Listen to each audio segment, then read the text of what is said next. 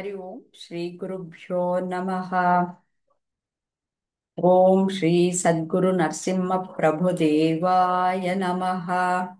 ಹರಿ ಓಂ. ಎಲ್ಲ ಆತ್ಮಜ್ಯೋತಿಗಳಿಗೆ ಸಾಷ್ಟಾಂಗ ಪ್ರಣಾಮಗಳು ಹಾಗೂ ಈ ದಿನ ಸತ್ಸಂಗಕ್ಕೆ ತಮ್ಮೆಲ್ಲರಿಗೂ ಆದರದ ಸ್ವಾಗತ. ನಾವು ಭಗವದ್ಗೀತೆಯ ಸಾಂಖ್ಯ ಯೋಗದ 62, 63, 64ನೇ ಶ್ಲೋಕವನ್ನ ಮನನ ಮಾಡೋಣ ಬನ್ನಿ. 62ನೇ ಶ್ಲೋಕ ಇದು. ಧ್ಯಾಯತೋ ವಿಷಯಾನ್ ಪುಂಸಃ ಸಂಗಸ್ತೇಷೂಪಜಾಯತೆ ಸಂಗಾತ್ ಸಂಜಾಯತೆ ಕಾಮಃ ಕಾಮಾತ್ ಕ್ರೋಧೋಭಿಜಾಯತೆ. ಇದರ ಅರ್ಥನು ಸಹ ತಿಳ್ಕೊಳ್ಳೋಣ. ಇಂದ್ರಿಯ ವಿಷಯಗಳನ್ನು ಚಿಂತಿಸುತ್ತಿರುವವನಿಗೆ ಅವುಗಳಲ್ಲಿ ಆಸಕ್ತಿಯು ಹುಟ್ಟುತ್ತದೆ. ಆಸಕ್ತಿಯಿಂದ ಕಾಮವು ಹುಟ್ಟುತ್ತದೆ. ಕಾಮದಿಂದ ಕ್ರೋಧವು ಹುಟ್ಟುತ್ತದೆ. ನಾವು ಈ ಇಂದ್ರಿಯ ಅಂದ್ರೆ ಏನು? ಇಂದ್ರಿಯಗಳು ಅಂದ್ರೆ ಪಂಚೇಂದ್ರಿಯಗಳು, ನಿಮ್ಗೆ ಎಲ್ಲರಿಗೂ ಗೊತ್ತಿರುವಂತಹದ್ದೇ. ನಾವು 5 ಪಂಚೇಂದ್ರಿಯಗಳಿದೆ. ಅವುಗಳಿಂದ ಸಂವೇದನೆಗಳು ಏನ್ ಬರುತ್ತೆ ಅದನ್ನ ತೆಗೆದುಕೊಳ್ತೀವಿ. ಅವುಗಳನ್ನ ಒಳಗಡೆ ಮನಸ್ಸು ಅನ್ನೋದಿದೆ, ಅದರಲ್ಲಿ ಚಿಂತನೆ ಮಾಡ್ತೀವಿ ಏನು ಅಂತ ಇಲ್ಲಿ ಕೊಟ್ಟಿದ್ದಾರೆ ನೋಡಿ. ಅದು ನಮ್ಗೆ ಬೇಕಾ ಬೇಡ್ವಾ, ನನ್ಗಿಷ್ಟನಾ ಇಲ್ವಾ ಅನ್ನೋದನ್ನ ನಿರ್ಧಾರ ಮಾಡುತ್ತೆ. ಅಲ್ಲಿ ಇಷ್ಟ ಆದದ್ದನ್ನ ಪಡಿಬೇಕು ಅಂತ ಅನ್ನತ್ತೆ. ಬೇಡ ಅಂತ ಇದನ್ನ ದೂರ ಇಡೋಕ್ಕೆ ನೋಡುತ್ತೆ. ಇದು ಮನಸ್ಸಿನ ಸ್ವಭಾವ. ನಾವು ಈ ಮನಸ್ಸನ್ನ ನಾವು ಮೊದಲು ಏನು ಹೇಗಿದೆ ಅನ್ನೋದನ್ನ ತಿಳ್ಕೊಳ್ಳೋಣ.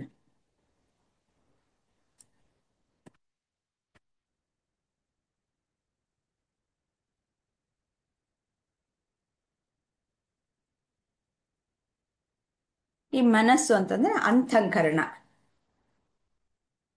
ಅಂತಃಕರಣ ಅಂದ್ರೆ ಅದು ಕರಣ ಅಂತಂದ್ರೆ ನಿಮಗೆ ಗೊತ್ತಿರೋ ಹಾಗೆ ಯಾವುದೋ ಒಂದು ಉಪಕರಣ. ನಾವ್ ಏನಾದ್ರೂ ಒಂದು ಕೆಲಸ ಮಾಡ್ಬೇಕಾದ್ರೆ ಉಪಯೋಗಿಸ್ತೀವಿ ಅಲ್ವಾ. ಇವಾಗ ಅಡಿಗೆ ಮನೆಯಲ್ಲಿ ಇಕ್ಳ ಉಪಯೋಗಿಸ್ತೀವಿ, ಚಾಕು ಉಪಯೋಗಿಸ್ತೀವಿ. ಆ ರೀತಿ ಉಪಕರಣಗಳನ್ನ ಉಪಯೋಗಿಸ್ತೀವಿ. ಈ ಬಡಿಗೆ ಆದ್ರೆ ಅವನ ಉಳಿ ಸುತ್ತಿಗೆ ಅಂತದನ್ನ ಉಪಯೋಗಿಸ್ತಾನೆ. ಅವ್ರವ್ರಿಗೆ ಬೇಕಾದಂಥದ್ದು ಉಪಕರಣಗಳು. ಲೇಖನಿ ಆಗಿರಬಹುದು, ಒಂದು ಪೇಂಟಿಂಗ್ ಬ್ರಷ್ ಆಗಿರ್ಬೋದು. ಹೀಗೆ ಹಾಗೆ ನಮ್ಮಲ್ಲಿ ಇದು ಒಳಗಡೆ ಇರುವಂತಹ ಅಂತಃಕರಣ ಅನ್ನೋದು ಒಂದು ಉಪಕರಣ. ಅದು ಪೂರ್ತಿಯಾಗಿ ಇದನ್ನ ಮನಸ್ಸು ಅಂತಲೇ ಇಡಿಯಾಗಿ ಕರಿತೀವಿ.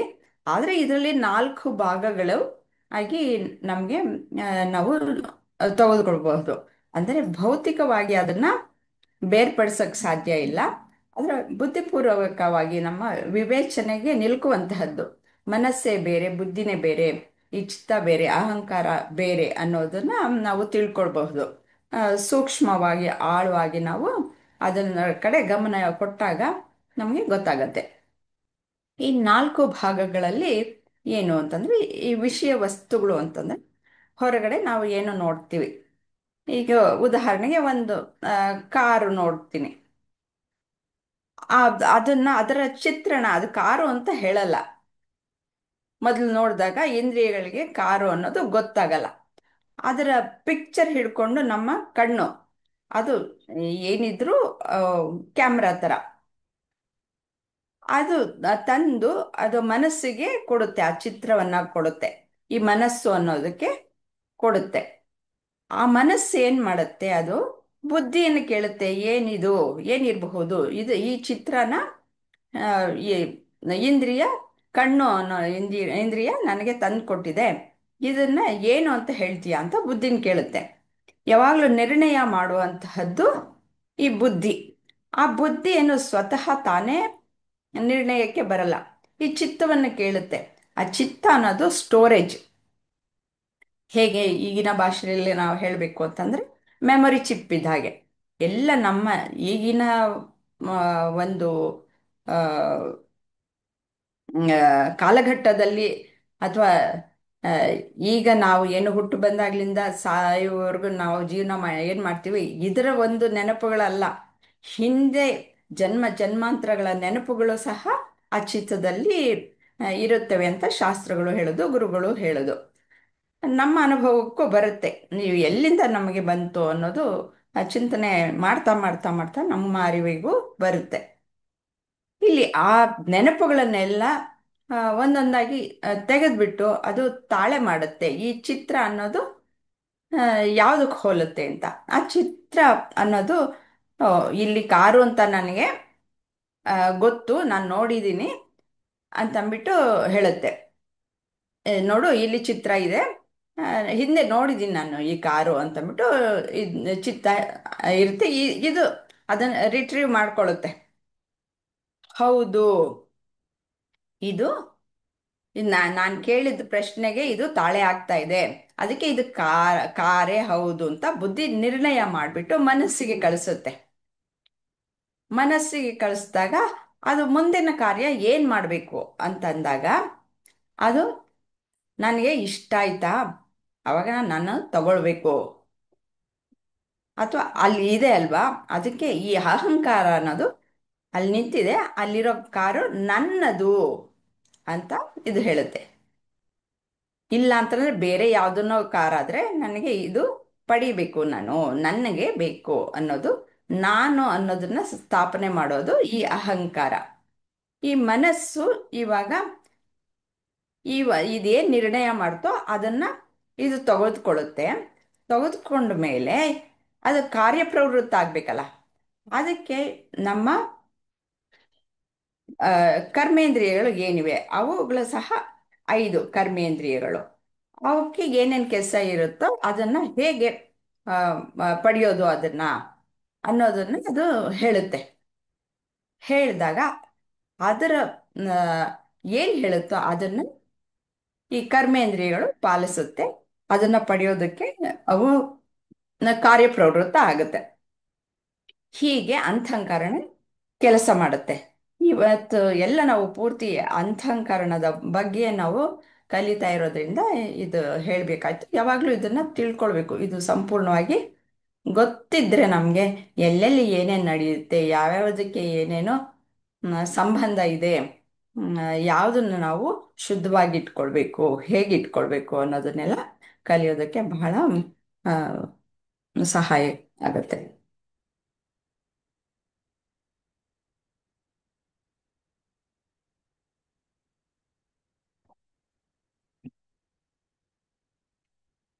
ಇದರಲ್ಲಿ ಹೇಳ್ತಾರೆ, ಇದು ಪ್ರಶ್ನೆಗಳ ಮುಖಾಂತರವೇ ನಾವು ಇದನ್ನ ಚಿಂತನೆ ಮಾಡೋಣ. ಇವಾಗ ಇಂದ್ರಿಯ ವಸ್ತುಗಳು ಯಾವುವು, ಸುಮಾರು ಇವಾಗ ಹೇಳಿದ್ದು ಆಯ್ತಲ್ವಾ. ಆ, ಇವಾಗ ಇಂದ್ರಿಯ ವಸ್ತುಗಳು ಯಾವುವು, ಪಂಚೇಂದ್ರಿಯಗಳು ಅಂತ. ಅವಕ್ಕೆ ವಸ್ತುಗಳು ಯಾವುವು ಅನ್ನೋದನ್ನ ರತ್ನ ಅವ್ರು ಹೇಳ್ತೀರಾ?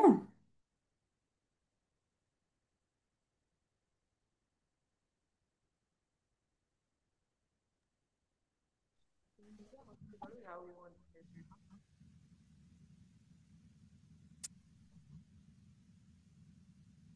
ಮ್ಯಾಮ್ ಕೇಳಿಸ್ತಿದ್ಯಾ? ಹಲೋ. ಇವಾಗ ಕೇಳಿಸ್ತಾ ಇದೆ. ಇಂದ್ರಿಯ ಇಷ್ಟೊತ್ತು ಕೇಳಿಸ್ ವಸ್ತು. ಹಾ ಹಾ. ಇಂದ್ರಿಯ ವಸ್ತುಗಳು ಯಾವುವು? ಇಂದ್ರಿಯಗಳು ಅಂತಂದ್ರೆ ಮಾಮೂಲಿ ಪಂಚೇಂದ್ರಿಯಗಳು ನಿಧಾನ, ಹಾ. ಮತ್ತೆ ಆ, ಮೂಗು, ಕಿವಿ, ಚರ್ಮ, ನಾಲಿಗೆ, ಕಣ್ಣು ಅಲ್ವಾ ಮ್ಯಾಮ್? ನಮ್ಮ ಇಂದ್ರಿಯಗಳು ಹೊರ ಜಗತ್ತನ್ನ ನೋಡಿ ಅದನ್ನ ಆ, ಬುದ್ಧಿಗೆ ಪಾಸ್ ಮಾಡುತ್ತೆ. ಆ ಅಲ್ಲಿ ಯಾವ- ಒಳಗಡೆ ಏನನ್ನ ಒಳಗಡೆ ನೋಡ್ಬೇಕಂತ ಒಳಗಡೆ ಕೆಲ್ಸ. ನೋಡುತ್ತಾ, ಹೊರಗಡೆ ನೋಡುತ್ತಾ? ಹೊರ ನೋಟ ಮ್ಯಾಮ್. ಈ 5 ಇಂದ್ರಿಯಗಳೇನಿದ್ರು ಹೊರಗಡೆ ನೋಡುವಂಥದ್ದು. ಹ್ಮ್. ಒಳಗಡೆ ಹ್ಮ್. ಇರುವಂತದ್ದು ನೀವ್ ಹೇಳ್ದಂಗೆ ಬುದ್ಧಿ, ಮನಸ್ಸು ಬೇರೆ ಬೇರೆ ಇದೆಯಲ್ಲ ಅದಕ್ ಪಾಸ್ ಮಾಡುತ್ತಿದ್ದು. ನಾವು ನೋಡಿದ್ದನ್ನ ಅಲ್ಲಿಗೆ ಪಾಸ್ ಮಾಡುತ್ತೆ. ಅಲ್ಲಿ ಚರ್ಚೆ ನಡೆದು ಅದಕ್ಕೆ ರಿಯಾಕ್ಷನ್ ವಾಪಸ್ ಬರುತ್ತೆ. ಹ್ಮ್. ಇವೇ ಇಂದ್ರಿಯಗಳು ಇದು ಅಂತ. ಇಂದ್ರಿಯ ಇಂದ್ರಿಯಗಳು ಅಂತಂದ್ರೆ ನಮ್ಮ ಪಂಚೇಂದ್ರಿಯಗಳು. ನೀವು ಹೇಳದ ಹಾಗೆ ಏನು, ಕಿವಿ, ಚರ್ಮ, ಕಣ್ಣು, ಮೂಗು, ನಾಲಿಗೆ, ನಾಲಿಗೆ ಕಣ್ಣು. ಮತ್ತು ಮೂಗು. ಇವುಗಳೆಲ್ಲ ಇಂದ್ರಿಯಗಳು. ಇವು ಇಂದ್ರಿಯಗಳು. ಆದರೆ ಅವುಗಳ ವಸ್ತುಗಳು ಯಾವುವು, ಯಾವ ರೀತಿಯಲ್ಲಿ ಇವು ಗ್ರಹಿಸುತ್ತವೆ? ಕಿವಿ ಅನ್ನೋದು ಶಬ್ದ ಶಬ್ದದ ಶಬ್ದ ಶಬ್ದ ಗ್ರಹಿಸುತ್ತೆ. ಶಬ್ದವನ್ನ ಗ್ರಹಿಸುತ್ತೆ. ಚರ್ಮ ಅನ್ನೋದು ಆ, ಆ, ಸ್ಪರ್ಶವನ್ನ ಗ್ರಹಿಸುತ್ತೆ. ಹೌದು ಮ್ಯಾಮ್. ಸೊ ಮೂಗು ಕಣ್ಣು ವಾಸನೆ. ಅನ್ನೋದು ಕಣ್ಣು ಅನ್ನೋದು ರೂಪವನ್ನ ಗ್ರಹಿಸುತ್ತೆ. ನಾಲಿಗೆ ಅನ್ನೋದು ರುಚಿಯನ್ನ ಗ್ರಹಿಸುತ್ತೆ. ಮತ್ತೆ ಮೂಗು ಗಂಧವನ್ನ ಗ್ರಹಿಸುತ್ತೆ. ಗ್ರಹಿಸುತ್ತೆ. ಈ ಐದಷ್ಟೇನೆ ಇವು. ಕಳೆದ ವಾರ ಸಹ ಹೇಳ ಇದನ್ನ ಹೇಳಲಾಯ್ತು ಅನ್ಸುತ್ತೆ. ಹ್ಮ್. ಐದಷ್ಟೇ. ಐದು ಬಿಟ್ಟು ಬೇರೆ ಇಲ್ಲ. ನಮಗೆ ನಾನಾ ವಿಧವಾದಂತಹ ಬೇಕಾದಷ್ಟು ವಸ್ತುಗಳು ಕಂಡು ಬಂದ್ರು ಈ ಐದು ರೀತಿಯಲ್ಲೇ ಅದನ್ನ ಗ್ರಹಿಸೋದು. ಅದನ್ನ ಬಿಟ್ಟು ಹೌದು, ಬೇರೆ ಐದು ಯಾವುದು ವಿಷಯಗಳೇ ಇಲ್ಲ. ಮ್ಯಾಮ್. ಹೌದು.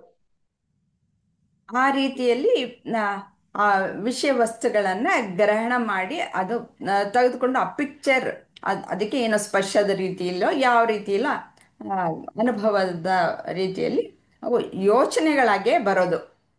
ಅದು ಮನಸ್ಸಿಗೆ ತೆಗೆದುಕೊಂಡು ಬರುತ್ತೆ. ಹಾಗೆ ಚಿಂತೆ ಮಾಡ್ತಾ ಮಾಡ್ತಾ ಏನಾಗತ್ತೆ ಅನ್ನೋದು ಅವುಗಳ ಬಗ್ಗೆ ಚಿಂತಿಸ್ತಾ ಇರ್ತೀವಿ. ಅಂದ್ರೆ ಮನಸ್ಸಿನಲ್ಲಿ ಚಿಂತೆ ಮಾಡ್ತೀವಿ. ಯಾವುದೋ ಒಂದು ಆ, ವಿಷಯ ನಮಗೆ ಏನು ಅಂತಂದ್ಬಿಟ್ಟು ಗೊತ್ತಾಗತ್ತೆ. ಈ ಕಾರಿನ ಎಕ್ಸಾಂಪಲ್ಲೇ ಇಟ್ಕೊಂಡು ಆಮ್, ಹೇಳ್ಬೋದು. ನೋಡಿ, ಇಂದ್ರಿಯ ವಿಷಯಗಳನ್ನು ಚಿಂತಿಸುತ್ತಿರುವವನಿಗೆ ಅವುಗಳಲ್ಲಿ ಆಸಕ್ತಿ ಉಂಟಾಗುತ್ತೆ ಅಂತ ಹೇಳ್ತಾರೆ ಅಲ್ವಾ?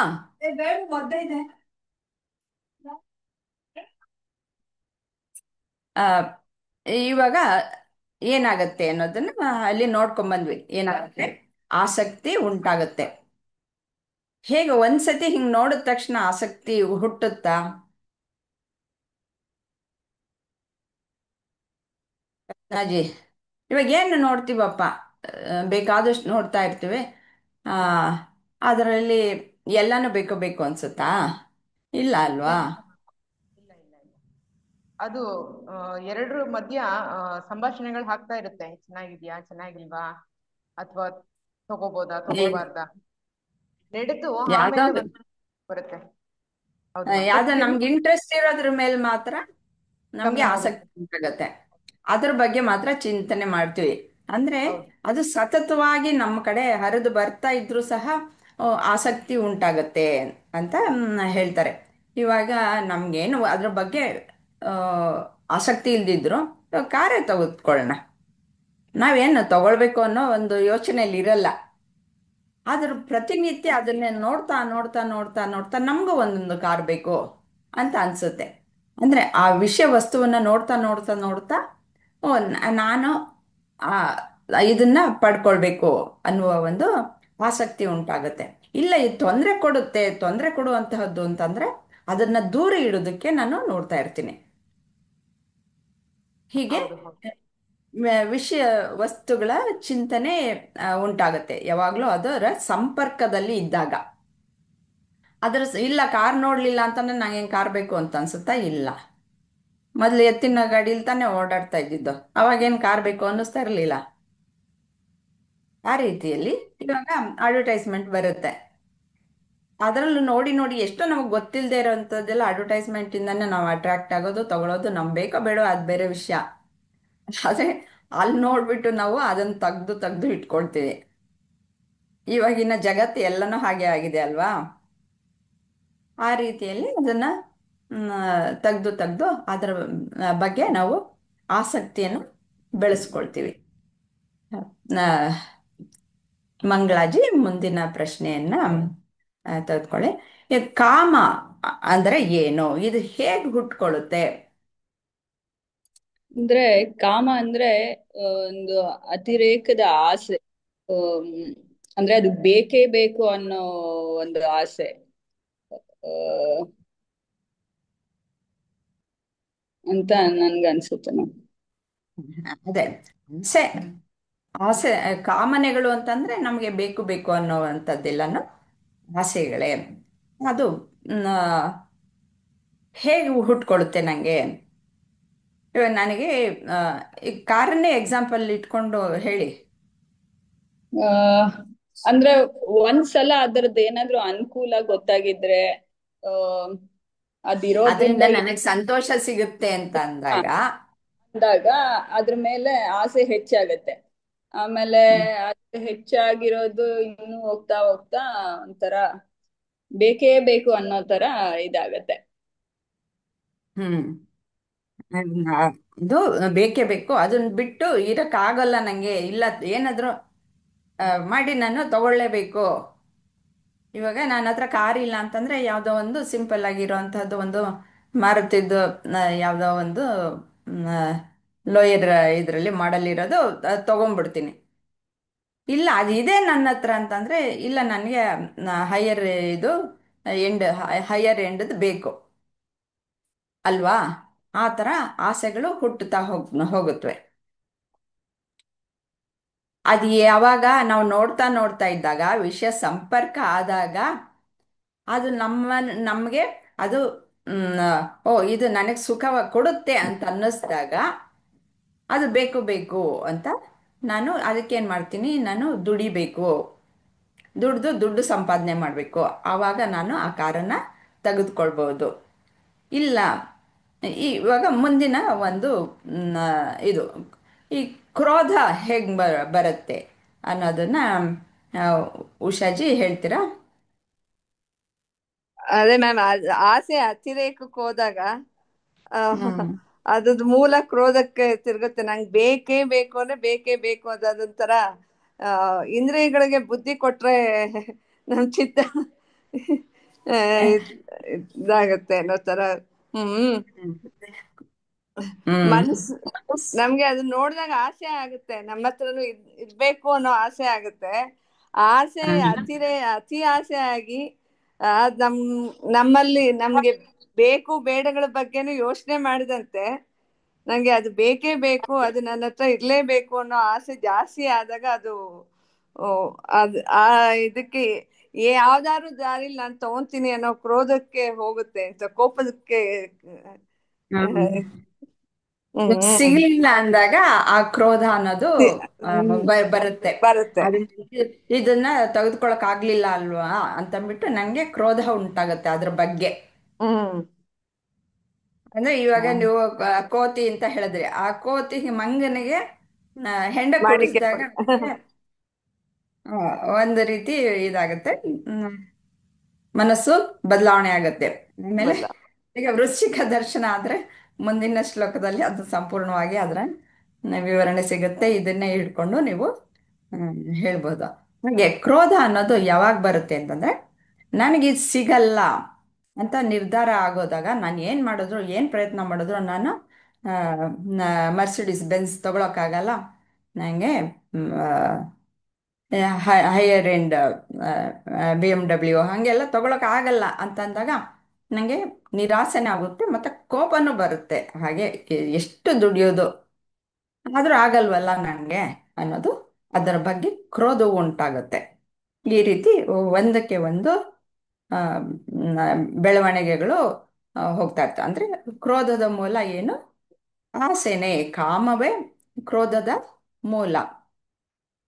ಅದಕ್ಕೆ ಏನು ಆ, ವಿಷಯ ವಸ್ತುಗಳ ಸಂಪರ್ಕ ಸತತವಾಗಿ ಆಗುವುದು ಆ, ಮೂಲವಾಗಿ ಬೇಸಿಕ್ ಆಗಿ ವಿಷಯ ವಸ್ತುಗಳ ಸಂಪರ್ಕದಿಂದ ಅವುಗಳನ್ನು ಅಲ್ಲಿಯೇ ನಾನು ತಡೆ ಹಿಡಿಯೋಕ್ಕಾಗತ್ತಾ ಇಲ್ವಾ ಅನ್ನೋದನ್ನ ನಾನು ನೋಡಬೇಕು.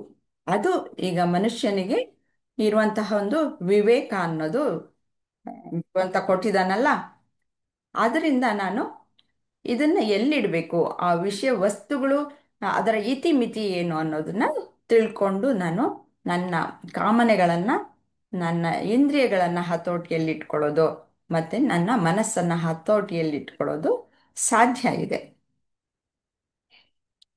ಆ, ಏನಾದರೂ ಇದರಲ್ಲಿ ಈ ಶ್ಲೋಕದಲ್ಲಿ ಏನಾದರೂ ಡೌಟ್ ಇದೆಯಾ? ನೋಡಿ ಇಲ್ಲಿ ಕೋಟ್ ಮಾಡ್ಕೊಂಡು ಬಂದಿದ್ದೀನಿ.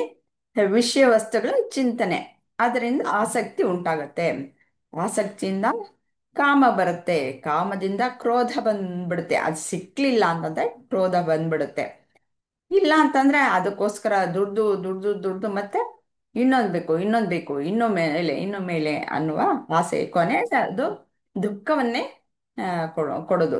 ಕೊನೆ ಪರಿಣಾಮ ಅದೇ ಆಗತ್ತೆ. ಬಯಸಿದ್ದೆಲ್ಲನೂ ಸಿಗೋಕ್ಕೆ ಸಾಧ್ಯ ಇಲ್ಲ.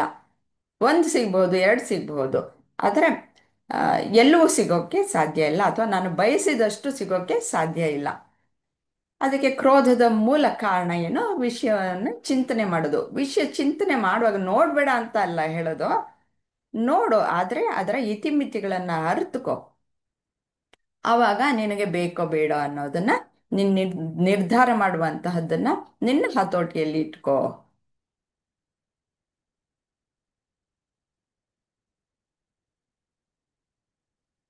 ಈಗ 63ನೇ ಶ್ಲೋಕ, ಅದರ ಮುಂದುವರೆದ ಭಾಗವೇ.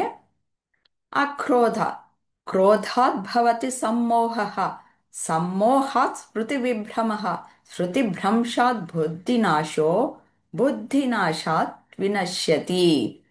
ಕ್ರೋಧದಿಂದ ಸಮ್ಮೋಹವು ಉಂಟಾಗುತ್ತದೆ, ಸಮ್ಮೋಹದಿಂದ ಸ್ಮೃತಿಯ ಭ್ರಮೆಯುಂಟಾಗುತ್ತದೆ, ಸ್ಮೃತಿಯ ಭ್ರಮೆಯಿಂದ ಬುದ್ಧಿ ನಾಶವಾಗುತ್ತೆ, ಬುದ್ಧಿ ನಾಶದಿಂದ ಅವನು ನಾಶ ಆಗ್ತಾನೆ ಅಂತ ಇಲ್ಲಿ ಹೇಳ್ತಾ ಇದ್ದಾರೆ.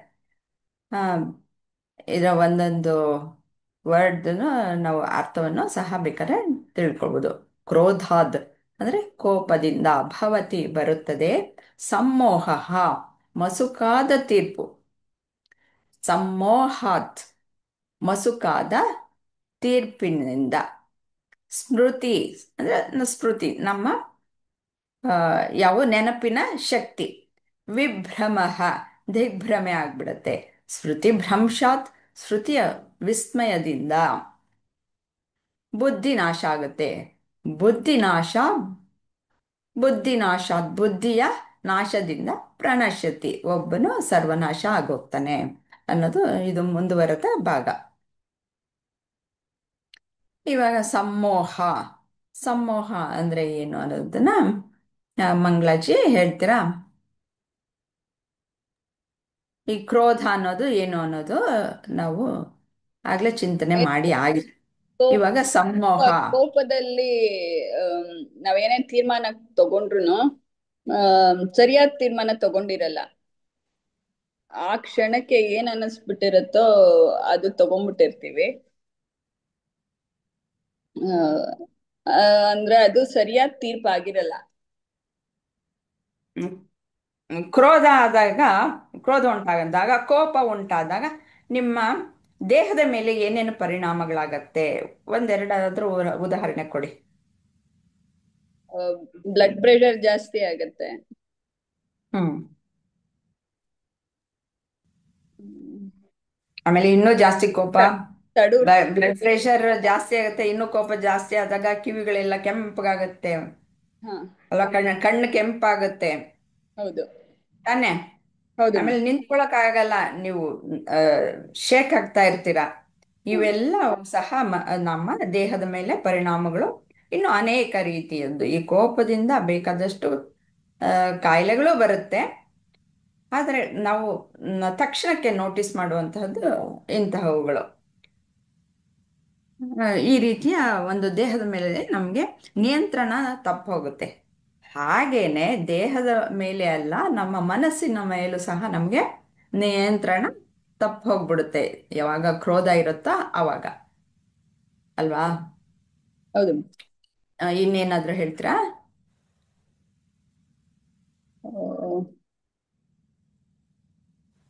ಇಲ್ಲ. ಓಕೆ. ಸ್ಮೃತಿ ವಿಭ್ರಮ, ಈಗಾಗಲೇ ಒಂದು ಅರ್ಧ ಹೇಳಾಗಿದೆ. ಇದನ್ನ ಉಷಾಜಿ ನೀವು ಹೇಳಿ. ಇಲ್ಲಿ ಹೇಳ್ತಾರೆ, ಸಮೂಹ ಉಂಟಾದಾಗ ಸ್ಮೃತಿ ವಿಭ್ರಮ ಆಗತ್ತೆ. ಅಂದ್ರೆ ಸರಿಯಾಗಿ ನಮಗೆ ಅರ್ಥ ಆಗಲ್ಲ ಏನ್ ಮಾಡ್ಬೇಕು ಅನ್ನೋದು. ತುಂಬಾ ಕೋಪ ಬಂದಾಗ ನಮ್ಗೆ ಏನು ಅಂತಂದ್ಬಿಟ್ಟು, ಯಾಕೆಂದ್ರೆ ಮನಸ್ಸಿನ ಮೇಲೆ ನಿಯಂತ್ರಣ ತಪ್ಪೋಗುತ್ತೆ, ದೇಹದ ಮೇಲೂ ನಿಯಂತ್ರಣ ತಪ್ಪೋಗುತ್ತೆ ಅನ್ನೋದನ್ನ ವಿಚಾರ ಮಾಡಿದ್ವಿ. ಬುದ್ಧಿ ಅದರಿಂದ ನಮ್ ಕೈಯಲ್ಲಿ ಇರಲ್ಲ ನಮ್ದು. ನಮ್ಮ ಆಸೆನೇ ಮೇಲೆ ಹೊರ್ಟೋಗ್ಬಿಟ್ಟಿರುತ್ತೆ, ಆಸೆಯಿಂದ ಕೋಪ ಬಂದಿರುತ್ತೆ, ಅದು ನಂಗೆ ಸಿಕ್ತಿಲ್ಲ ಅನ್ನೋ ಇದರಲ್ಲಿ ನಮ್ಗೆ ನಮ್ದು ನಿಯಂತ್ರಣ ತಪ್ಪಿರ್ತೀವಿ ಅನ್ಸುತ್ತೆ. ಬುದ್ಧಿ ವರ್ಕ್ ಆಗೋದೇ ಇಲ್ಲ, ಮನಸ್ಸು ಹ್ಮ್ ನಿಯಂತ್ರಣ ತಪ್ಪಿರುತ್ತೆ. ನನ್ಗದು ಬೇಕು ಬೇಕು ಅನ್ನೋ ಇದರಲ್ಲಿ ಆ ಬುದ್ಧಿ ಆ, ಸ್ಮೃತಿ ಭ್ರಮೆಯುಂಟ ಅಂದ್ರೆ ಒಂಥರ ಸುತ್ತಲೂ ನನ್ಗೆ ಏನ್ ಬೇಕು ಬೇಡ ಅನ್ನೋದಕ್ಕಿನ್ನ ಅದರಿಂದ ನನ್ಗೆ ಉಪಯೋಗ ಇದೆಯಾ ಇಲ್ಲ ಅನ್ನೋದು ತಲೆನೂ ಏನು ಯೋಚನೆ ಮಾಡಲ್ಲ. ಅದು ನನಗೆ ಬೇಕು ಬೇಕು ಅನ್ನೋ ಇದ್ರಲ್ಲೇ ಹೊರ್ಟೋಗ್ಬಿಟ್ಟಿರ್ತೀವಿ. ಆ ಚಿಂತೆಯಲ್ಲಿ ಹೊರಟೋದಾಗ ಅದು ನನಗೆ ಸಿಕ್ತಿಲ್ಲ ಅನ್ನೋ ಕೋಪದಲ್ಲಿ ಬುದ್ಧಿ ಕೂಡ ಕೆಲಸ ಮಾಡಲ್ಲ ಅಂತ. ಹ್ಮ್ ಸ್ಮೃತಿ ಅಂತಂದ್ರೆ ನೆನಪಿನ ಶಕ್ತಿ. ಹ್ಮ್ ನೆನಪಿನ ಶಕ್ತಿ ಯಾವಾಗ ಇರಲ್ವೋ ಆವಾಗ ನಮಗೆ ಬುದ್ಧಿ ನಿರ್ಧಾರಗಳನ್ನ ತೆಗೆದುಕೊಳ್ಳೋಕೆ ಆಗಲ್ಲ. ಇವಾಗ ಅದಕ್ಕೋಸ್ಕರನೇ ಅಂತಃಕರಣದ ಚಿತ್ರವನ್ನ ತೋರಿಸಿದ್ದು. ಆ ಆ, ಅಲ್ಲಿ ನೆನಪುಗಳೆಲ್ಲವೂ ಚಿತ್ತದಲ್ಲಿ ಇರುತ್ತೆ. ಅದಕ್ಕೆ ಆ, ಒಂಥರ ಇದು ಕ್ಲೌಡಿ ವೆದರ್ ಇದ್ದಾಗ ಹೇಗೆ ನಮಗೆ ಕ್ಲಾರಿಟಿ ಇದು ಇರಲ್ಲ ಅಲ್ವಾ, ವೆದರ್ ಪೂರ್ತಿ ಮಸುಕಾಗಿರುತ್ತೆ, ಹಾಗೆ ಅದಕ್ಕಾಗ್ಬಿಡುತ್ತೆ. ಶ್ರುತಿಯಲ್ಲಿ ಆ, ತನ್ನ ಕೆಲಸನ ಸರಿಯಾಗಿ ಮಾಡೋಕ್ಕಾಗಲ್ಲ. ಆದರೆ ನೆನಪಿನ ಶಕ್ತಿ ಹಾಳಾಗುತ್ತೆ. ಆ ನೆನಪಿನ ಶಕ್ತಿ ಯಾವಾಗ ಹಾಳಾಗುತ್ತೋ ಆವಾಗ ಬುದ್ಧಿಗೆ ನಿರ್ಣಯವನ್ನು ತೆಗೆದುಕೊಳ್ಳೋದಕ್ಕೆ ಸಾಧ್ಯವಾಗಲ್ಲ. ಅದಕ್ಕೋಸ್ಕರ ಆ ಸ್ಮೃತಿ ಭ್ರಂಶಾದ್ ಬುದ್ಧಿನಾಶೋ, ಅದರ ಪರಿಣಾಮ ಬುದ್ಧಿನಾಶ. ಇದನ್ನ ಇನ್ನು ಯಾರಾದರೂ ಉದಾಹರಣೆ ಮೂಲಕ ಹೇಳ್ತೀರಾ? ಯಾರು ಹೇಳ್ತೀರಾ? ಉಷಾ ಉಷಾಜಿ ಹೇಳಾಯ್ತಲ್ವಾ? ರತ್ನಾಜಿ ಹೇಳ್ತೀರಾ? ಇನ್ನೊಂದ್ಸಲ ಕ್ವಶನ್ ಕೇಳಿ ಮ್ಯಾಮ್. ಹ್ಮ್ ಇದು ಸ್ಮೃತಿ ಭ್ರಂಶ ಬುದ್ಧಿನಾಶ. ಸ್ಮೃತಿ ಅಂದ್ರೆ ನೆನಪಿನ ಶಕ್ತಿ ಹಾಳಾದ ತಕ್ಷಣ ಬುದ್ಧಿ ನಾಶ ಆಗುತ್ತೆ ಅಂತಂದ್ಬಿಟ್ಟು ಹೇಳ್ತಾ ಇದ್ದಾರೆ. ಈಗಾಗಲೇ ಡಿಸ್ಕಸ್ ಮಾಡಿದ್ವಿ ಹೇಗೆ ಅನ್ನೋದನ್ನ, ಅದನ್ನೇ ಇನ್ನೊಂದ್ಸತಿ ಹೇಳಿ. ಅಥವಾ ಇನ್ನೂ ಏನಾದರೂ ವಿಷಯಗಳು ಅಥವಾ ಉದಾಹರಣೆಗಳನ್ನು ತೆಗೆದುಕೊಂಡು ನೀವು ಹೇಳೋದಾದ್ರೆ ಹೇಳಿ. ಸಾಮಾನ್ಯವಾಗಿ ಮ್ಯಾಮ್ ಬುದ್ಧಿ ನಾಶ ಆದ್ರೆ ಒಳ್ಳೇದನ್ನ ಅಂದ್ರೆ ಆ ಡಿಸಿಷನ್ಸ್ ತಗೊಳ್ಳೋದೆಲ್ಲ ಆಲ್ಮೋಸ್ಟ್ ಕೆಟ್ಟದನ್ನೇ ತಗೊಂಡಿರ್ತೀವಿ. ಯಾಕಂದ್ರೆ ಏನ್ ತಗೋಬೇಕಂತಾನೆ ಗೊತ್ತಿರಲ್ವಲ್ಲ. ಬರೀ ಕೋಪ, ಆ ಕೋಪದಲ್ಲಿ ಯಾರಿಗಾದ್ರೂ ಏನಾದ್ರು ಮಾಡ್ಬೋದು, ಅಥವಾ ನಮ್ಗೆ ನಾವೇನಾದ್ರೂ ಮಾಡ್ಕೋಬಹುದು. ನಾನ್ ಏನ್ ಮಾಡ್ತಾ ಇದ್ದೀನಿ ಅಂತ ಗೊತ್ತಾಗದೆ ಇರ್ಬೋದು. ಈ ಬುದ್ಧಿ ನಾಶ ಅನ್ನೋದು ಆಗೋಗಿ ಕೋಪ ಮಿತಿ ಮೀರಿದ್ರೆ ಆ ಕ್ಷಣದಲ್ಲಿ ಏನ್ ಬೇಕಾದ್ರೂ ಆಗ್ಬೋದು. ನಾವೇ ನಾಶ ಆಗ್ಬೋದು, ಅಥವಾ ನಮ್ಮಿಂದ ಬೇರೆಯವ್ರಿಗೆ ತುಂಬಾ ತೊಂದರೆ ಆದ್ರೂ ಆಗ್ಬೋದು. ಆಗ್ಬೋದು. ಹಂಗಾಗಿ ಹಾ, ಈ ಬುದ್ಧಿ ನಮ್ ಕೈಯಲ್ಲಿ ಇರ್ಲೇಬೇಕು ಮ್ಯಾಮ್. ನಾಶ ಆಯ್ತು, ನಾವು ತುಂಬಾ ಅತಿ ಆಸೆಗೋ ಅಥವಾ ತುಂಬಾ ಕಾಮ ಕ್ರೋಧ ಮದ ಮತ್ಸರದಿಂದ ಏನಾದ್ರೂ ಜಾಸ್ತಿ ಆಯ್ತು ಅದೆಲ್ಲ ಅಂತ ಅಂದ್ರೆ ನಮ್ ಕೈ ಮೀರಿ ಹೋಗುತ್ತೆ ಮ್ಯಾಮ್. ಆಮೇಲೆ ಆಮೇಲೆ ಆ ಸಮಯಕ್ಕೆ ಆಗೋಯ್ತು ಎಲ್ಲ, ಇವಾಗ ನನಗ್ ಕೋಪ ಕಡಿಮೆ ಆಗಿದೆ, ನನಗ್ ಬುದ್ಧಿ ವಾಪಸ್ ಬಂದಿದೆ ಅಂದ್ರೆ ನಮ್ಮಿಂದ ಏನೇನ್ ತೊಂದರೆಗಳು ಆಗಿರುತ್ತೋ ಅದ್ ಯಾವ್ದನ್ನು ನಾವು ಸರಿ ಮಾಡ್ಕೊಳಕ್ ಆಗಲ್ಲ ಮ್ಯಾಮ್. ಸೊ ಈ ಬುದ್ಧಿ ಅನ್ನೋದು ಮಾತ್ರ ವೆರಿ ವೆರಿ ವೆರಿ ಇಂಪಾರ್ಟೆಂಟ್ ಅಂತ ಅನ್ಸುತ್ತೆ ಮ್ಯಾಮ್, ಹಾ, ಅನ್ಕೊಂಡಿದೀನಿ. ನಿಜ, ಎಲ್ಲರಿಗೂ ಗೊತ್ತಿರೋದು, ಆದರೆ ನಾವು ಅನಲೈಸ್ ಮಾಡಿರಲ್ಲ ಅಲ್ವಾ, ಅಷ್ಟೇ. ನಮಗೆ ಒಂದು ರಫ್ ಆಗಿ ಎಲ್ಲ ಗೊತ್ತಿರುತ್ತೆ, ಆದರೆ ಪ್ರತಿಯೊಂದು ಸೂಕ್ಷ್ಮವಾಗಿ ನಾವು ಅದರ ಚಿಂತನೆಯನ್ನು ಮಾಡಿರಲ್ಲ. ಹೀಗೆ ಚಿಂತನೆ ಮಾಡಿದಾಗ ನಮಗೇನು ಅದನ್ನು ನಾವು ಕನ್ಫ್ರಂಟ್ ಮಾಡಿದಾಗ ಅದು ಏನು ಮಾಡಬೇಕು, ಹೀಗೆ ಬರ್ತಾ ಇದೆ ನನಗೆ ಅನ್ನೋದು ನಾವು ನೋಟಿಸ್ ಮಾಡ್ತೀವಿ. ಆವಾಗ ಅದನ್ನು ಅಲ್ಲೇ ತಡೆ ಹಿಡಿತೀವಿ. ಆಗ ನಮ್ಮ ಇಂದ್ರಿಯಗಳು ನಮ್ಮ ವಶ ಆಗುತ್ತೆ, ಮತ್ತು ಮನಸ್ಸು ನಮ್ಮ ವಶದಲ್ಲಿರುತ್ತೆ. ನನಗೆ ಬೇಕಾದ ಹಾಗೆ ಅವುಗಳನ್ನು ನಾನು ಆಳ್ತೀನಿ, ಅವುಗಳನ್ನು ಆಳೋದಕ್ಕೆ ಬಿಡಲ್ಲ. ಹಾಗೆ ಸ್ಮೃತಿ ಅನ್ನೋದು ಆ, ಹೇಗೆ ಕೆಲಸ ಮಾಡುತ್ತೆ ಅಂತಂದರೆ, ಇವಾಗ ಇದರಿಂದ ನಿನಗೆ ತೊಂದರೆ ಆಗುತ್ತೆ ಅಥವಾ ತೊಂದರೆ ಆಗಲ್ಲ ಅಂತ ನಿರ್ಣಯ ಮಾಡಬೇಕಾದ್ರೆ ಆ ಸ್ಮೃತಿ ಅನ್ನೋದು ಸರಿಯಾಗಿರಬೇಕು. ಆ ನೆನಪುಗಳು ಯಾವಾಗ ಮಸುಕಾಗುತ್ತೋ ಬುದ್ಧಿಗೆ ನಿರ್ಣಯ ಮಾಡೋದಕ್ಕೆ ಸಾಧ್ಯ ಇಲ್ಲ. ಅದಕ್ಕೆ ಬುದ್ಧಿ ನಾಶ ಆಗುತ್ತೆ, ಅದಕ್ಕೆ ಕ್ಲಾರಿಟಿ ಸಿಗಲ್ಲ. ಆಮೇಲೆ ಮುಂದಿನ ಭಾಗ ಬುದ್ಧಿನಾಶಾತ್ ವಿನಶ್ಯತಿ. ಇದನ್ನು ಸಹ ಹೇಳ್ಬಿಡಿ. ಇವಾಗ ಹೇಳಿದ್ರಿ, ಮುಕ್ಕಾಲು ಭಾಗ ಹೇಳಿದ್ದೀರಾ. ಹ್ಮ್. ಅಂದ್ರೆ ಇದ್ರ ಮೇಲೆ ಇದರ ಚಿಂತನೆಯನ್ನ ಮಾಡಿದ್ರಿ. ಹಾಗೆ ಬುದ್ಧಿನಾಶ ಆಗೋದ್ರಿಂದ ವಿನಶ್ಯತಿ. ವಿನಶ್ಯತಿ ಅಂತಂದ್ರೆ ಎಲ್ಲ ಸರ್ವ ನಾಶ ಸರ್ವನಾಶ. ಆಗ್ತಾನೆ. ಹೌದು ಆಗ್ತಾನೆ. ಹೌದು ಹೌದು. ಆ ಕೋಪದ ಇದಕ್ಕೆ ನಾವು ಸರ್ವನಾಶ ಆಗ್ತಾನೆ ಅಂದ್ರೆ ಏನ್ ನಾಶ ಆಗ್ತಾನೆ ಅವನು? ಅವನ್ ಮೇ ಬಿ ಅವನ್ ಜೀವನೇ ತೆಕ್ಕೋಬಹುದು, ಹ್ಮ್. ಅಥವಾ ಅವನು ಒಂದು ಬೇರೆಯವ್ರಿಗೆ ತುಂಬಾ ತೊಂದರೆ ಬೇರೆಯವ್ರಿಗೆ ಕೊಡ್ಬೋದು. ತೊಂದರೆ ಮಾಡುವುದು. ಅದರಿಂದನೂ ತುಂಬಾ ಬೇರೆಯವ್ರಿಗೆ ತೊಂದರೆ ಕೊಡೋದ್ರಿಂದನೂ ಅವನಿಗೂ ತೊಂದರೆ ಆಗತ್ತೆ ತಾನೆ. ಅವನಿಗೂ ತೊಂದರೆ ಆಗುತ್ತೆ. ಹೌದು ಹೌದು ಮ್ಯಾಮ್. ಅಥವಾ ಅವನು ವಸ್ತುಗಳ ಮೇಲೆ ಆಕ್ರಮಣ ಮಾಡ್ಬೋದು. ಈಗ ಮನೇಲಿರುವಂತ ತುಂಬಾ ಕಾಸ್ಟ್ಲಿ ಹ್ಮ್. ವಸ್ತುಗಳನ್ನ ಎಲ್ಲ ಮಾಡ್ಬೋದು, ಹೊಡೆದಾಕಿ ಮಾಡ್ಬೋದು. ಮಾಡ್ಬೋದು. ತುಂಬಾ ಅದೆಲ್ಲ ತುಂಬಾ ಅವಾಗಿನ ಕಷ್ಟಪಟ್ಟು ಸಂಪಾದನೆ ಮಾಡಿರ್ತಾರೆ. ಬಟ್ ಆ ಕೋಪದ ಇದ್ರಲ್ಲಿ ಅದೆಲ್ಲ ಹೋದ್ಮೇಲೆ ಆಮೇಲೆ ಅನ್ಸಿದ್ರೆ ಪ್ರಯೋಜನ ಇಲ್ಲ ಅಲ್ವಾ? ಮತ್ತೆ ಅಷ್ಟೊಂದು ಹ್ಮ್. ಇನ್ವೆಸ್ಟ್ಮೆಂಟ್ ಆಮೇಲೆ ತುಂಬಾ ಅದೇ ವಸ್ತುಗಳು ಬಿಡಿ, ಜೀವಗಳೇ ಹೋದ್ರೆ ಅಲ್ವಾ ಹೌದು. ನಾವು ಮತ್ತೊಂದು. ಸೊ ಹಾಗಾಗಿ ವಿಪರೀತ ಬುದ್ಧಿನಾಶ ಆಗೋದ್ರೆ ವಿನಾಶಕಾರೇ ವಿಪರೀತ ಬುದ್ಧಿ ಅಂತ ಎಲ್ಲ ನಾಶ ಆಗೋಗುತ್ತೆ ನಮ್ ಎಲ್ಲ ವಿನಾಶಕ್ಕೆ ಕಾರಣ ಆಗೋಗ್ತೀವಿ. ಅದೊಂದು ಟೈಮ್ಗೆ ಅಟ್ಲೀಸ್ಟ್ ಸ್ವಲ್ಪ ನಮ್ಗೆ ಅದನ್ನ ಕಂಟ್ರೋಲ್ ಮಾಡೋ ಶಕ್ತಿ ಇರ್ಬೇಕು.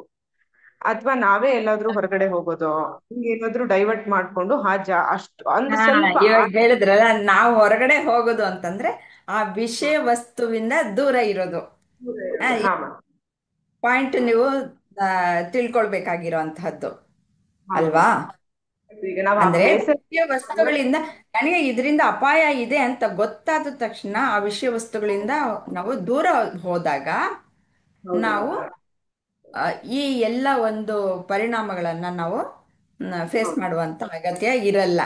ಆದ್ರೆ ಒಂದೊಂದಕ್ಕೆ ಅಂಟುಕೊಂಡು ನಾನು ಅದಕ್ಕೆ ಅಂಟ್ಕೊಂಡು ಹೋಗಿ ಬೆಳೆಸ್ಕೊಂಡು ಹೋದ್ರೆ ಸರ್ವನಾಶ ಆಗೋದ್ರಲ್ಲಿ ಆ, ಸಂಶಯನೇ ಇಲ್ಲ. ಒಂದು ಉನ್ನತಿ ಮಾರ್ಗಕ್ಕೆ ಹೋಗುವ ಬದಲು ಅವನು ವಿನಾಶಕಾಲ ವಿನಾಶವಾಗಿ ಹೋಗ್ತಾನೆ. ಅಂದ್ರೆ ಇನ್ನು ಅಧೋಗತಿಗೆ ಅವನ ವ್ಯಕ್ತಿತ್ವ ಅಧೋಗತಿಗೆ ಇಳಿದು ಹೋಗ್ಬಿಡುತ್ತೆ. ಅವನ ವ್ಯಕ್ತಿತ್ವ ಎತ್ತರಕ್ಕೆ ಏರಲ್ಲ. ಎತ್ತರಕ್ಕೆ ಏರಬೇಕಾದ್ರೆ ಏನೇನು ಕೆಲಸಗಳನ್ನು ಮಾಡಿಕೊಳ್ಬೇಕು ಅನ್ನೋದನ್ನ, ಮತ್ತೆ ಹಾಗೆ ಎತ್ತರದಲ್ಲಿ ನಿಂತಿರುವ ವ್ಯಕ್ತಿ ಗುಣಗಳು ಹೇಗಿರುತ್ತವೆ ಅನ್ನೋದನ್ನ ಮುಂದಿನ ಶ್ಲೋಕದಲ್ಲಿ ನಾವು ನೋಡ್ತೀವಿ. ಇಲ್ಲಿ ಏನಾದರೂ ಸಂಶಯ ಇದೆಯಾ?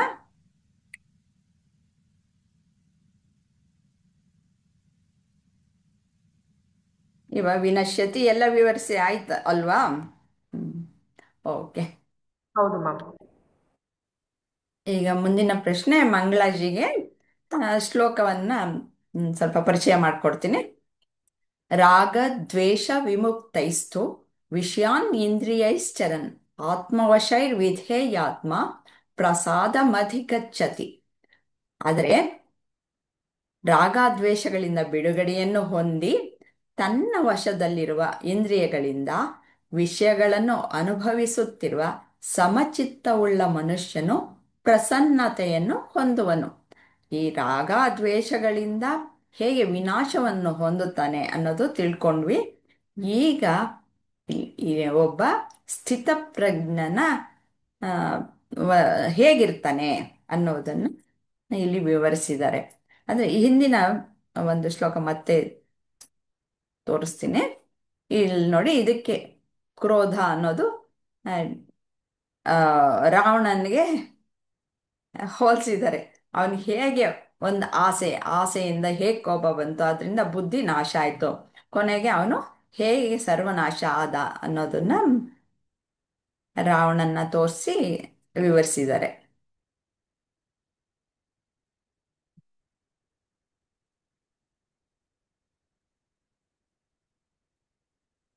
ಇದು ಆಮ್,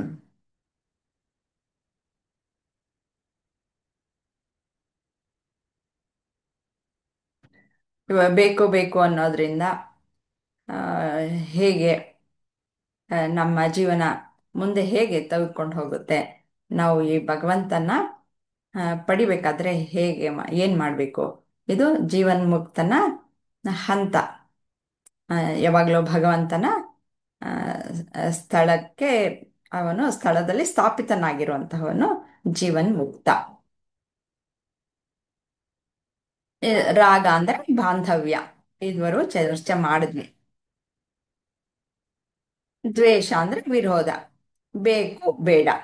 ವಿಯುಕ್ತೈಹಿ ಮುಕ್ತ ತು ಆದರೆ ವಿಷಯಾನ್ ಇಂದ್ರಿಯಗಳ ವಸ್ತುಗಳು. ಇಂದ್ರಿಯೈಹಿ ಇಂದ್ರಿಯಗಳಿಂದ ಚರಣ ಬಳಸುತ್ತಿರುವಾಗ ಆತ್ಮವಶೈಹಿ ಆ ಮನಸ್ಸನ್ನು ನಿಯಂತ್ರಿಸುವುದು. ವಿಧೇಯಾತ್ಮ ಮನಸ್ಸನ್ನು ನಿಯಂತ್ರಿಸುವವನು. ಪ್ರಸಾದ ದೇವರ ಕೃಪೆ. ಅಧಿಕಚ್ಚತಿ ಪ್ರಾಪ್ತವಾಗುತ್ತದೆ. ಅಂದ್ರೆ ಅವರು ಹೇಳ್ತಾ ಇರೋದು ರಾಗ ದ್ವೇಷಗಳನ್ನ ನಾವು ನಿಯಂತ್ರಣದಲ್ಲಿ ಅವುಗಳಿಗೆ ಅಂಟುಕೊಳ್ಳದೆ ಇರುವಂತಹದ್ದು, ಅವುಗಳನ್ನ ನಾವು ಹೇಗೆ ಬಳಸಬೇಕು ಅನ್ನುವ ಒಂದು ಕೌಶಲ್ಯವನ್ನ ಬೆಳೆಸ್ಕೊಂಡಾಗ ನಮ್ಮ ಇಂದ್ರಿಯಗಳನ್ನ ನಮ್ಮ ವಶದಲ್ಲಿಟ್ಕೊಂಡು, ನಮ್ಮ ಮನಸ್ಸನ್ನ ನಮ್ಮ ವಶದಲ್ಲಿ ಇಟ್ಟುಕೊಂಡು ನಾವು ವಿಷಯ ವಸ್ತುಗಳನ್ನ ಬಳಸ್ತಾ ಹೋದಾಗ ಅದರ ಮೇಲೆ ರಾಗವೂ ಇರಲ್ಲ, ದ್ವೇಷವೂ ಇರಲ್ಲ. ಮತ್ತೆ ನಾವು ಯಾವ ಒಂದು ಕರ್ಮ ಮಾಡಿರ್ತೀವೋ ಅದರ ಫಲ ಏನಿರುತ್ತೆ ಅದನ್ನು ಸಹ ದುಃಖ ಬರಲಿ ಅಥವಾ ಸುಖ ಬರಲಿ, ಒಳ್ಳೆಯ ಫಲ ಸಿಗಲಿ ಅಥವಾ ನಮಗೆ ವಿರೋಧವಾದಂತಹ, ನಾವು ಬಯಸಿದಕ್ಕೆ ಅಲ್ಲದಂತಹ ವಿರೋಧವಾದಂತಹ ಒಂದು ಫಲ ಸಿಕ್ಕದಾಗೂ ಸಹ ಸಮಭಾವದಿಂದ ಸಮಚಿತ್ತದಿಂದ ಪ್ರಸನ್ನವಾಗಿ ಯಾವನಿರ್ತಾನೋ ಅವನೇ ಜೀವನ್ ಮುಕ್ತ. ಮತ್ತೆ ಆ, ಅವನ ಸ್ಥಿತಿಯನ್ನ ಇಲ್ಲಿ ವಿವರಣೆ ಕೊಟ್ಟಿದ್ದಾರೆ. ಹೇಗೆ ಅವನು ಕ್ರೋಧದಿಂದ ಇವನು ಹಾಳಾದ ರಾವಣ, ಇವನು ವಿಷಯಗಳ ಚಿಂತನೆಯಿಂದ ಇದು ಜಡ ಭರತ, ಮೊದಲು ಭರತ ಮಹಾರಾಜ ಆಗಿರ್ತಾನೆ. ಈ ಭರತ ಮಹಾರಾಜ ಅವನು ಏನ್ ಮಾಡ್ತಾನೆ, ಒಂದಷ್ಟು ತುಂಬ ದೊಡ್ಡ ಚಕ್ರವರ್ತಿ ಆಗಿರ್ತಾನೆ. ಆಮೇಲೆ ಕೊನೆ ಕಾಲದಲ್ಲಿ ನಾನು ತಪಸ್ ಮಾಡಬೇಕು ಅಂತ ತಪಸ್ ಹೋಗ್ತಾನೆ, ಆತ್ಮಜ್ಞಾನವನ್ನ ಪಡಿತಾ ಇರ್ತಾನೆ, ಸಾಧನೆಯನ್ನ ಮಾಡ್ತಾ ಇರ್ತಾನೆ. ಇನ್ನು ಸಾಧನ ಮಾರ್ಗದಲ್ಲಿ ಇರ್ತಾನೆ. ಸಾಧನ ಮಾರ್ಗದಲ್ಲಿ ಇರ್ಬೇಕಾದ್ರೆ ಅವನಿಗೆ ಸರಿ ಕೊನೆ ಕಾಲ ಬರುತ್ತೆ, ನಾನು ಸತ್ತೋಗ್ತೀನಿ ಅನ್ನೋ ಇದರಲ್ಲಿ ಇರ್ತಾನೆ. ಅದಕ್ಕೆ ಮೊದಲು ಏನಾಗತ್ತೆ, ಒಂದು ಜಿಂಕೆ ಮರಿ ಹಾಕ್ಬಿಡುತ್ತೆ, ಅಮ್ಮ ಸತ್ತೋಗ್ಬಿಡುತ್ತೆ. ಪುಟಾಣಿ ಮರಿ ನೋಡ್ಬಿಟ್ಟು ಅದನ್ನ ಸಾಕ್ತಾ ಹೋಗ್ತಾನೆ. ಅದರ ಮೇಲೆ ಅವನಿಗೆ ಮಮತೆ ಅನ್ನೋದು ಬೆಳೆದ್ ಬಿಡುತ್ತೆ. ಅದನ್ನ ಎಲ್ಲೂ ಬಿಡಲ್ಲ, ಅಷ್ಟು ಚೆನ್ನಾಗಿ, ಅಯ್ಯೋ ಪಾಪ ಅವರಮ್ಮ ಸತ್ತೋಯ್ತಲ್ಲ, ನಾನು ಯಾರು ಇಲ್ಲ ಅದನ್ನ ಕಾಪಾಡೋದಕ್ಕೆ, ನಾನು ಕಾಪಾಡ್ತೀನಿ ಅಂತ ಅಂದ್ಬಿಟ್ಟು, ಏಕೆಂದ್ರೆ ಅವನು ರಾಜ ಅಲ್ವಾ, ಜನಗಳನ್ನೆಲ್ಲ ಕಾಪಾಡಿರ್ತಾನೆ, ಆ ಒಂದು ವಾಸನೆ ಅನ್ನೋದು ಅವನಿಗಿರುತ್ತೆ. ಹಾಗಾಗಿ ಅವನೆಲ್ಲ ಪ್ರೀತಿಯನ್ನು ಅದರ ಮೇಲೆ ಹರಿಸಿ ಅವನು ಅದನ್ನ ಕಾಪಾಡಿಕೊಂಡು ಬರ್ತಾ ಇರ್ತಾನೆ. ಎಷ್ಟು ಅಟ್ಯಾಚ್ ಆಗಿಬಿಟ್ಟಿರ್ತಾನೆ ಅಂತಂದ್ರೆ ಅವನು ಸಾಧನೆಯನ್ನೇ ಮರೆತು ಬಿಡ್ತಾನೆ, ಅದರ ಮೇಲೆ ವ್ಯಾಮೋಹ. ಅವನು ಕೊನೆಗಾಲ ಬರುತ್ತೆ, ಆವಾಗಲೂ ಕೊನೆ ಕಾಲದಲ್ಲೂ ಯಾರು ನೋಡ್ಕೊಳ್ತಾರೆ ಇದನ್ನ, ಯಾರು ನೋಡ್ಕೊಳ್ತಾರೆ ಇದನ್ನ ಅಂತಂದ್ಬಿಟ್ಟೆ ಅವನು ಪ್ರಾಣ ಬಿಟ್ಬಿಡ್ತಾನೆ. ಆಮೇಲೆ ಏನು, ನೆಕ್ಸ್ಟ್ ಜನ್ಮದಲ್ಲಿ ಏನಾಗ್ತಾನೆ, ಅವನು ಜಿಂಕೆನೇ ಆಗ್ಬಿಡ್ತಾನೆ, ಜಿಂಕೆ ಆಗಿ ಹುಡ್ತಾನೆ. ಆದರೆ ನಾವು ಹಿಂದಿನ ಶ್ಲೋಕಗಳಲ್ಲಿ ನೋಡಿದ್ವಿ, ಈ ಸಾಧನಾ ಮಾರ್ಗ ಆತ್ಮಜ್ಞಾನ ಅನ್ನೋದು ಒಂದಿಷ್ಟು ಕಿಂಚಿತ್ ನಾವು ಪಡೆದಿದ್ರು ಸಹ ಮುಂದಿನ ಒಂದು ಜನ್ಮಗಳಲ್ಲೂ ಅದು ಬರುತ್ತೆ ನಮ್ಮ ಹಿಂದೆ. ಯಾಕೆಂದ್ರೆ ಈ ಬಾಹ್ಯ ಪ್ರಪಂಚದಲ್ಲಿರುವಂಥ ವಸ್ತುಗಳನ್ನ ನಾವೇನು ತೆಗೆದುಕೊಂಡು ಹೋಗೋಕ್ಕಾಗಲ್ಲ. ಈ ವಾಸನೆಗಳು ಅನ್ನೋದು ಇಂಪ್ರಿಂಟ್ಸ್ ಏನಿವೆ ಅವುಗಳು ನಮ್ಮಲ್ಲಿ ವಾಸನೆಗಳಾಗಿ ನಮ್ಮ ಚಿತ್ತದಲ್ಲಿ ಶೇಖರಣೆಯಾಗಿರುತ್ತೆ. ಅದು ಸೂಕ್ಷ್ಮ ಶರೀರದಲ್ಲಿ ಇರೋದ್ರಿಂದ ಅದು ನಮ್ಮ ಈಗಿನ ದೇಹವನ್ನ ತ್ಯಾಗ ಮಾಡಿದ್ಮೇಲೂ ಸಹ ಅದು ಮುಂದಿನ ಜನ್ಮಕ್ಕೆ ಬರುತ್ತೆ. ಹಾಗಾಗಿ ಅವನಿಗೆ ವಾಸನೆಗಳು ಏನು, ಸಾಧನೆಯ ವಾಸನೆ ಅನ್ನೋದು ಇತ್ತು. ಹಾಗಾಗಿ ಅವನು ಋಷಿ ಮುನಿಗಳ ಒಂದು ಆಶ್ರಮದ ಹತ್ರ ಇರ್ತಾನೆ. ಆಮೇಲೆ ಅವನಿಗೆ ಮತ್ತೆ ಅವನಿಗೆ ಮನುಷ್ಯ ಜನ್ಮ ಬರುತ್ತೆ. ಮನುಷ್ಯ ಜನ್ಮ ಬಂದಾಗ ಅವನು ಹುಟ್ಟಿದಾಗಲೇ ಅವನು ಮಹಾಜ್ಞಾನಿಯಾಗಿ ಬಂದ್ಬಿಡ್ತಾನೆ, ಬೆಳಿತಾನೆ. ಅವನಿಗೆ ಜಡ ಬರತ್ತ ಅವಾಗ. ಯಾರು ಏನು ಹೇಳಿದ್ರು ಸುಮ್ಮನೆ ಸೈಲೆಂಟ್ ಆಗಿರೋದು. ಏನಾದ್ರು ಕೆಲಸ ಹೇಳಿದ್ರ ಕೆಲಸ ಮಾಡೋದು. ಅವ್ನು ಚಕ್ರವರ್ತಿನಾಗಿದ್ದೆ ನಾನು ಅಂತಂದ್ಬಿಟ್ಟು ಅವನಿಗೆ ನೆನಪಿರುತ್ತೆ. ಆದರೂ ನಾನು ಚಕ್ರವರ್ತಿ ಆಗಿದ್ದೆ ಅಂತಂದ್ಬಿಟ್ಟು ಅವನೇನು ಯಾವ ಜಂಬನೂ ತೋರಿಸಲ್ಲ, ಏನು ಅಧಿಕಾರವನ್ನು ತೋರಿಸಲ್ಲ, ಡಂಬಾಚಾರವೂ ಇಲ್ಲ, ಏನೂ ಇಲ್ಲ. ಏನು ಕೆಲಸ ಸಿಗುತ್ತೋ ಅದು ಮಾಡೋದು, ಆರಾಮಾಗಿರೋದು, ಸಿಗ್ತಾ ತಿನ್ನೋದು, ಇಲ್ಲ ಅಂದರೆ ಇಲ್ಲ. ಆದರೆ ದಷ್ಟಪುಷ್ಟವಾಗಿ ಅವನು ಚೆನ್ನಾಗಿರ್ತಾನೆ. ಆಗ ಆ ಜನ್ಮದಲ್ಲಿ ಒಬ್ಬ ರಾಜ ಇರ್ತಾನೆ. ಆ ರಾಜ ಅವನು ಆ, ಅವಾಗೆಲ್ಲನೂ 4 ಜನ ಹೊತ್ಕೊಂಡು ಇದರಲ್ಲಿ ಹೋಗ್ತಾ ಇದ್ರಲ್ವಾ. ರಾಜರನ್ನ, ರಾಜಮನೆತದ ಮನೆತನದವ್ರನ್ನ ಹೋಗ್ಬೇಕಾದ್ರೆ ಆ, ಅಂಬಾರಿ ಅಂತಂದ್ರೆ ಆನೆ, ಆದರೆ ಜನಗಳನ್ನೇ ಪಲ್ಲಕ್ಕಿಯಲ್ಲಿ ಹೊತ್ಕೊಂಡು ಹೋಗ್ತಾ ಇದ್ರು. ಆ ರೀತಿ ತೆಗೆದುಕೊಂಡು ಹೋಗ್ಬೇಕಾದ್ರೆ ಆ, ಒಬ್ಬರು ಶಾರ್ಟೇಜ್ ಆಯಿತು. ಆವಾಗ ಇಲ್ಲಿ ಇವ್ನು ಕೂತಿರ್ತಾನೆ, ಕರೀತಾರೆ. ಸರಿ ಬರ್ತಾನೆ, ಕೆಲಸ ಇದು ಹೊತ್ಕೊಂಡು ಹೋಗ್ತೀಯಾ ಅಂತಂದ್ಬಿಟ್ಟು ಹ್ಞೂ ಅಂತಾನೆ. ಇವನು ಆಳು ಜೋರಾಗಿರ್ತಾನೆ. ಸರಿ ಹೊತ್ಕೊಂಡು ಹೋಗ್ಬೇಕಾದ್ರೆ ಅವರೆಲ್ಲ ಕುಳ್ಳುಗಾಗಿದ್ರೆ ಅದು ಡೋಲಾಯಮಾನವಾಗಿ ಆ ಕಡೆ ಈ ಕಡೆ ಇಂಬ್ಯಾಲೆನ್ಸ್ ಆಗಿ ಹೋಗುತ್ತೆ. ಸರಿಯಾಗಿ ಹೋಗಲ್ಲ. ಮತ್ತು ಅವನಿಗೇನು ಅದ್ರ ಮೇಲೆ ಗಮನನೂ ಇಲ್ಲ, ನಾನು ಸರಿಯಾಗಿ ಇದು ಮಾಡಬೇಕು ಅನ್ನೋದು ಇಲ್ಲ, ಏನು ಹೊತ್ಕೊಂಡು ಹೋಗ್ತಾನೆ. ಆವಾಗ ರಾಜ ನಾನು ನನ್ನನ್ನು ಈ ಥರ ಸರಿಯಾಗಿ ಹೊತ್ಕೊಂಡು ಹೋಗ್ತಾ ಇಲ್ವಲ್ಲ ಅಂತಂದ್ಬಿಟ್ಟು ಅವನಿಗೆ ರಾಜನಿಗೆ ಕೋಪ ಬಂದ್ಬಿಟ್ಟು ಕೊನೆಗೆ ಇಳಿಸ್ರಿ ಅಂತಂದ್ಬಿಟ್ಟು ಇಳಿಸ್ಬಿಟ್ಟು ಇವನ್ನ ಪ್ರಶ್ನೆ ಮಾಡ್ತಾನೆ. ಮತ್ತು ಚೆನ್ನಾಗಿ ಬೈತಾನೆ, ಈಗ ನೀನು ಕೆಲಸ ಮಾಡೋದು ಅಂತಂದ್ಬಿಟ್ಟು. ಅವನು ಕೇಳೋ ಅಷ್ಟು ಕೇಳಿದ್ಬಿಟ್ಟು ನೀನು ಯಾರನ್ನ ಅಂತಂದ್ಬಿಟ್ಟು ನೀನು ಮಾತಾಡ್ಸ್ತಿದ್ಯಾ ಅಂತ ಗೊತ್ತಾ ನೀನು? ನಾನು ರಾಜ ಆಗಿದ್ದೆ ಮೊದಲು, ನಾನು ಚಕ್ರವರ್ತಿ ಆಗಿದ್ದೆ. ನೀನು ಎಲ್ಲೋ ಒಂದು ಸಣ್ಣ ಒಂದು ಆ, ಪ್ರದೇಶಕ್ಕೆ ನೀನು ರಾಜ ಆಗಿದೀಯಾ. ನಾನು ಹೀಗೆ ಭರತ ಚಕ್ರವರ್ತಿ ಅಂತಂದ್ಬಿಟ್ಟು ಅವನ ಪರಿಚಯನ ಮಾಡಿಕೊಡ್ತಾನೆ. ಆವಾಗ ಅವನು ತಪ್ಪಾಯಿತು ಅಂತಂದ್ಬಿಟ್ಟು ಹೇಳ್ತಾನೆ. ಅವನು ಹುಟ್ಟಿದಾಗಲೇ ಅವನು ಜೀವನ್ಮುಕ್ತ ಆಗಿರ್ತಾನೆ. ಹೀಗೆ ಮ್, ಆತ್ಮ ಜ್ಞಾನ ಅನ್ನೋದು ಒಂದು ಜನ್ಮದ್ದಲ್ಲ, ಹಿಂದಿನ ಜನ್ಮಗಳ ಒಂದು ಸುಕೃತ ಫಲ ಮುಂದೆ ಮುಂದಕ್ಕೆ ಕ್ಯಾರಿ ಆಗ್ತಾ ಹೋಗುತ್ತೆ. ಆ, ಯಾವಾಗ ಸಂಪೂರ್ಣ ಜ್ಞಾನ ಬರುತ್ತೋ ಆವಾಗ ಜೀವನ್ಮುಕ್ತರಾಗ್ಬಿಡ್ತಾರೆ. ಆಮೇಲೆ ಅವ್ರಿಗೆ ಯಾವ ಜನ್ಮಗಳು ಇರಲ್ಲ. ಈ ರೀತಿಯಲ್ಲಿ ಇದೆ. ಇವಾಗ ಆ, ಇಷ್ಟು ಸ್ಟೋರಿ ಆಯಿತು. ಇದ್ರ ಮೇಲೆ ಪ್ರಶ್ನೆಗಳಿದೆ, ಅದರಲ್ಲೇ ಉತ್ತರಗಳು ಆಗಲೇ ಸಿಕ್ಕೋಗಿರ್ಬೋದು. ಮಂಗಳ ಅವರು ಹೇಳ್ತೀರಾ ರಾಗದ್ವೇಷದ ಬಿಡುಗಡೆ. ಅಂದ್ರೆ ನಾವು ಅದೇ. ನಮ್ ಎಲ್ಲಾ ಲಿಮಿಟೇಷನ್ಸ್ ನ ಅರ್ಥ ಮಾಡ್ಕೊಂಡು ಯಾವ್ದ್ರ ಮೇಲೂ ಮೋಹ ಬೆಳೆಸ್ಕೋಬಾರ್ದು. ಆ ಆ, ಯಾವ್ದ್ರ ಬಗ್ಗೆನೂ ತುಂಬಾ ಎಮೋಷನಲ್ಲು ಆಗ್ಬಾರ್ದು. ಆ ಆ, ಅಂತ ನಮ್ಮ ಮನ್ಸನ್ನ ಎಲ್ಲಾದ್ರನ್ನು ಕಂಟ್ರೋಲ್, ಅಂದ್ರೆ ಅದು ಒಂದು ಕಲೆ ಅನ್ಸುತ್ತೆ, ಎಲ್ಲ ಒಂದು ಕಂಟ್ರೋಲ್ ಅಲ್ಲಿ ಇಟ್ಕೊಳ್ಳೋದನ್ನು. ಅದನ್ನ ಕಲ್ತ್ಕೊಂಡ್ರೆ ಆ, ನಮ್ಗೆ ದುಃಖನೂ ಆಗಲ್ಲ, ಕ್ರೋಧನೂ ಬರಲ್ಲ. ಎಲ್ಲಾ ಪರಿಸ್ಥಿತಿಗಳನ್ನೂ ಆರಾಮಾಗಿ ಅರ್ಥ ಮಾಡ್ಕೊಂಡ್ಬಿಡ್ತೀವಿ ಅನ್ಸುತ್ತೆ. ನಿಜ. ಇವಾಗ ರಾಗದ್ವೇಷ ಅಂತಂದ್ರೆ ನೀನು ಅದಕ್ಕೆ ಅಂಟ್ಕೊಂಬೇಡ ಅಷ್ಟೇ. ನಿನಗೆ ಆಸೆ ಪಡಬೇಡ ಅಂತಲ್ಲ. ಇವಾಗ ಕಾರ್ ಬೇಕು ಅಂತಂದ್ರೆ ನೀನು ಕಾರ್ ತಗೊಳ್ಬೇಡ ಅಂತಲ್ಲ. ಕಾರ್ ತಗೋ, ನಿನಗೆ ಶಕ್ತಿ ಇದ್ದರೆ ಕಾರ್ ತಗೋ. ಆದರೆ ಅದರ ಇತಿಮಿತಿಯನ್ನು ಅರ್ಥಕೋ. ಅದಕ್ಕೆ ಎಷ್ಟು ಇವಾಗ 15 years ಕೊಟ್ಟಿದ್ದಾರೆ ಅಲ್ವಾ. ಆಮೇಲೆ ಆ ಕಾರು ಯಾವ ಮೋಟಾರ್ ವೆಹಿಕಲ್ ಓಡಿಸೋ ಹಾಗಿಲ್ಲ. ಆಮೇಲೆ ಮತ್ತೆ ಅದಕ್ಕೆ ಸರ್ಟಿಫಿಕೇಟ್ ಮಾಡಿಸ್ಬೇಕು, ಫಿಟ್ನೆಸ್ ಸರ್ಟಿಫಿಕೇಟ್ ಮಾಡಿಸ್ಬೇಕು. ಹಾಗೆ ಅಷ್ಟು. ಆಮೇಲೆ ನಾನು ಇಷ್ಟೊಂದು ಇನ್ವೆಸ್ಟ್ ಮಾಡಿದ್ದೆ ಎಲ್ಲ ಹೋಯ್ತು ಅಂತಂದ್ಬಿಟ್ಟು ಅವಾಗ ದುಃಖ ಪಡಬಾರ್ದು. ಅದಕ್ಕೆ ಮೊದಲೇ ನಾವು ಈ ಪ್ರಪಂಚದಲ್ಲಿರುವ ಪ್ರತಿಯೊಂದಕ್ಕೂ ಒಂದು ಲಿಮಿಟೇಷನ್ ಅನ್ನೋದಿದೆ. ಅದನ್ನ ತಿಳ್ಕೊಂಡು ಮನಸ್ಸಲ್ಲಿ ಇರಿಸ್ಕೊಂಡು ನಾನು ಅದನ್ನು ಪಡೆದ್ರೆ ನನಗೆ ಯಾವ ದುಃಖನೂ ಆಗಲ್ಲ. ಮತ್ತೆ ನನಗೆ ಶಕ್ತಿನೂ ಇರಬೇಕು, ಅದನ್ನ ತೆಗೆದುಕೊಳ್ಳೋದಕ್ಕೆ ಆಗಬೇಕು. ಶಕ್ತಿ ಇಲ್ಲದಿದ್ರು ನಾನು ತಗೊಳ್ಬೇಕು ಹೇಗೋ ಒಂದು ತಗೊಂಡ್ರೆ ಸರಿ ಅನ್ನುವ ಇದು ಬೆಳೆಸ್ಕೊಳ್ಳೋದು ತುಂಬ ತಪ್ಪು. ಅದರಿಂದ ತೊಂದರೆಗೆ ಒಳಗಾಗ್ತೀವಿ. ಅದನ್ನೆಲ್ಲ ಚರ್ಚೆ ಮಾಡಿದ್ವಿ ಅಲ್ವಾ. ಹೀಗೆ ರಾಗ ಅಥವಾ ದ್ವೇಷ ಅವುಗಳೇ ನಮಗೆ ಕೊನೆಗೆ ವಿನಾಶದ ಕಡೆಗೆ ತೆಗೆದುಕೊಂಡು ಹೋಗುವಂತಹವು. ಅವುಗಳಿಂದಲೇ ನಾವು ಕರ್ಮವನ್ನು ಮಾಡೋದು, ಕರ್ಮದಿಂದಲೇ ಕರ್ಮ ಫಲ ಅನ್ನೋದು, ಕರ್ಮ ಫಲದಿಂದನೇ ದುಃಖ ಅಥವಾ ನಮಗೆ ಸುಖ ಅನ್ನೋದು ಆಗೋದು.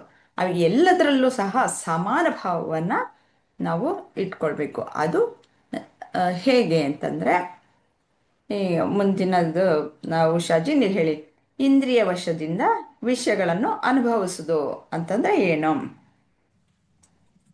ನಾನ್ ಆಸೆ ಪಡೋದೇನ್ ತಪ್ಪಲ್ಲ. ಆಸೆ ನಿನ್ನ ನಿನ್ನ ಕೈಗೆ ನಿಕ ಸಿಗೋ ತರ ಇದ್ರೆ ಓಕೆ. ಆ ಅದು ನೋಡಿ ಚೆನ್ನಾಗಿದೆ ಅನ್ಕೊಳ್ಳೋದು ತಪ್ಪಲ್ಲ. ಆದ್ರೆ ಅದನ್ನ ಅದನ್ನ ನೋಡಿ ನಾವು ಖುಷಿ ಪಡೋದಿದೆಯಲ್ಲ, ಅದು ಒಂದು ನಮ್ಗೊಂದು ತಿಳುವಳಿಕೆಯನ್ನು ಕೊಡುತ್ತೆ. ಅದು ಓಕೆ, ಇದು ಚೆನ್ನಾಗಿದೆ, ನನ್ನ ಕೈಯಲ್ಲಿ ನನ್ನ ಕೈಯಲ್ಲಿದ್ರೆ ನಾನು ತಗೊಳ್ಳೋದು ಅನ್ನೋ ಇದು ಇದ್ರಲ್ಲಿರುತ್ತೆ. ನೀವು ಅದೇ ಭರತ ಚಕ್ರವರ್ತಿದು ಕತೆ ಹೇಳಿದ್ರಲ್ಲ, ಅವನ್ಗೆ ಅದೆಲ್ಲ ಇದನ್ನ ಇಟ್ಕೊಂಡುನು ಆದ್ರೂ ಅವನ ಮಮತೆ ಅದು ಆ, ಇದಕ್ಕೆ ಜಿಂಕೆ ಮರಿ ನೋಡಿ ಅದ್ರ ಕಡೆ ಹೊರಳ್ತಲ್ಲ, ಅದು ಮಮಕಾರ ಅನ್ನೋದೊಂದು ಖುಷಿ ಅದು ಕೊಡೋದು ಅನ್ನೋದು ಬರುತ್ತೆ ಅಲ್ಲಿ. ಅದೆಲ್ಲ ಬಂದ್ರೂ ಅದ್ರಲ್ಲಿ ಮಾಡಿರೋ ನೀನು ಒಳ್ಳೆತನ ಏನಿದೆ, ನಿನ್ನ ಇದು ಅನ್ನೋದು ಅಲ್ಲಿ ಬರುತ್ತಾ ಅಂತ, ಅದನ್ನ ಅನುಭವಿಸೋದು ಅನ್ನೋದು. ಆಸೆಗಳಲ್ಲಿ ನಾವು ದಾರಿ ತಪ್ತೀವಿ, ಆದ್ರೆ ಎಷ್ಟು ಮಟ್ಟಿಗೆ ದಾರಿ ತಪ್ತೀವಿ, ಅದರಿಂದ ವಾಪಸ್ ಹೇಗ್ ಬರ್ತೀವಿ ಅನ್ನೋದು ನಮ್ಮ ಅನುಭವಕ್ಕೆ ಬಿಟ್ಟಿದ್ದು ಅನ್ಸುತ್ತೆ. ಅದೇ ಇವಾಗ ಇಂದ್ರಿಯ ವಶದಿಂದ ವಿಷಯಗಳನ್ನು ಅನುಭವಿಸೋದು ಅಂದ್ರೆ ಇಂದ್ರಿಯ ವಶ ಅಂದ್ರೆ, ಈಗ ನಾನು ಸಂಯಮ, ನನ್ನ ಇಂದ್ರಿಯಗಳನ್ನು ನಾನು ನಿಯಂತ್ರಣದಲ್ಲಿ ಇಟ್ಕೊಳ್ತೀನಿ ಅನ್ನೋದು. ಮತ್ತೆ ಮನಸ್ಸನ್ನು ಸಹ ನಾನು ನಿಯಂತ್ರಣದಲ್ಲಿ ಇಟ್ಕೊಂಡಿರ್ತೀನಿ ಅಂತ. ಮನಸ್ಸನ್ನ ಯಾವಾಗ ನಿಯಂತ್ರಣದಲ್ಲಿ ಇಟ್ಕೊಂಡಿರ್ತೀನೋ ಅದು ಆಟೋಮೆಟಿಕ್ ಆಗಿ ಇಂದ್ರಿಯಗಳ ನಿಯಂತ್ರಣ ಅನ್ನೋದು ಬರುತ್ತೆ. ಅದು ಒಂದು ದಿನಕ್ಕೆ ನನಗೆ ಬರಕ್ಕೆ ಸಾಧ್ಯ ಇಲ್ಲ ಅಂತಂದ್ರೆ ಸತತವಾಗಿ ಅದಕ್ಕೆ ಹೇಳ್ತಾ ಹೋಗ್ಬೇಕು. ನೋಡು, ಇಂದ್ರಿಯ ನಿಯಂತ್ರಣ, ಮನಸ್ಸನ್ನ ನಿಯಂತ್ರಣ ಹೇಗೆ ಮಾಡೋದು, ನಾವು ಅದಕ್ಕೆ ಇನ್ಸ್ಟ್ರಕ್ಷನ್ ಕೊಡ್ತಾ ಕೊಡ್ತಾ ಕೊಡ್ತಾ ಬುದ್ಧಿಯಿಂದನೇ ಕೊಡಬೇಕು. ಇನ್ಸ್ಟ್ರಕ್ಷನ್ ಕೊಡ್ತಾ ಹೋದ್ರೆ ಅದು ಕಲ್ತ್ಕೊಳ್ಳುತ್ತೆ. ಏಕೆಂದ್ರೆ ಅದು ತಪ್ಪು ತಿಳುವಳಿಕೆಯಿಂದ ಅದು ಏನೇನೋ ಮಾಡ್ತಾ ಇರುತ್ತೆ, ಹುಚ್ಚಪಟೆಯಾಗಿ ಚಲಿಸ್ತಾ ಇರುತ್ತೆ, ಹೊರ ಪ್ರಪಂಚದ ಕಡೆಗೆ ಚಲಿಸ್ತಾ ಇರುತ್ತೆ. ಯಾವಾಗ ಬುದ್ಧಿಗೆ ವಿವೇಕ ಅನ್ನೋದು ಬರುತ್ತೋ ಆವಾಗ ಅದು ಹೇಳ್ತಾ ಹೋದಾಗ ಅದು ಅಭ್ಯಾಸ ಮಾಡ್ಕೊಳ್ಳುತ್ತೆ. ಅದಕ್ಕೆ ಅಭ್ಯಾಸದಿಂದ ನಾವು ಬೇಕಾದಷ್ಟನ್ನ ಸಾಧಿಸ್ಬೋದು. ಅಭ್ಯಾಸ ಮಾಡ್ತಾ ಮಾಡ್ತಾ ಹೋದಾಗ ನಮ್ಮ ಮನಸ್ಸು ಒಂದು ಸ್ಥಿಮಿತಕ್ಕೆ ಬರುತ್ತೆ. ಹೀಗೆಲ್ಲ ನಾನು ರಾಗ ದ್ವೇಷಗಳನ್ನು ಬೆಳೆಸ್ಕೊಂಡಾಗ ಅದರ ಪರಿಣಾಮ ಏನಾಗುತ್ತೆ, ನನಗೆ ಸುಖ ದುಃಖಗಳೇ ಅದರ ಪರಿಣಾಮ ಆಗುತ್ತೆ. ಆದರೆ ನಾನು ಯಾವಾಗಲೂ ಸಮಾಧಾನವಾಗಿರಬೇಕು ಅಂತಂದರೆ ಈ ರಾಗದ್ವೇಷಗಳನ್ನು ಹೇಗೆ ನಾನು ಹ್ಯಾಂಡಲ್ ಮಾಡಬೇಕು ಅನ್ನೋದನ್ನ ಕಲಿಬೇಕು. ಅವು ನನ್ನ ನಿಯಂತ್ರಣದಲ್ಲಿ ಇರಬೇಕು ಅನ್ನೋದು ಮುಖ್ಯವಾಗತ್ತೆ ಅಲ್ವಾ? ಮಂಗಳಾಜಿ, ಈ ಸಮಚಿತ್ತ ಮತ್ತೆ ಪ್ರಸನ್ನತೆ ಅಂತಂದ್ರೆ ಏನು? ಚಿತ್ತ ಅಂತಂದ್ರೆ ಏನು ಅಂತಂದ್ಬಿಟ್ಟು ನಾವು 62ನೇ ಶ್ಲೋಕದಿಂದನೂ ಕಲಿತಾ ಬಂದ್ವಿ. ಈ ಸಮಚಿತ್ತ ಅಂತ ಹೇಳ್ತಾರೆ, ಏರುಪೇರು ಇರುತ್ತಾ ಸಮಚಿತ್ತ ಅಂತಂದ್ರೆ?